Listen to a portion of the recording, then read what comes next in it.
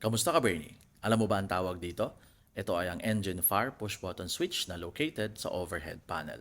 At para sa Airbus 320 family, napapagitnaan or katabi ng ating engine fire push button switch ang ating APU fire push button switch. At ito po ay isa sa mga ginagamit na palatandaan ng ating flight crew na mayroong na-detect na fire sa ating mga makina. Nandyan din po ang CRC or Continuous Repetitive Chime.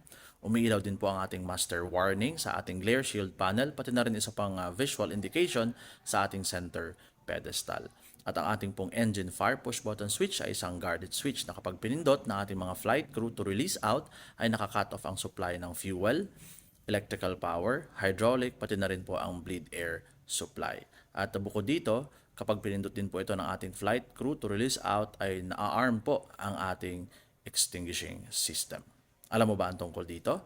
Kung hindi pa, ngayon, alam mo na.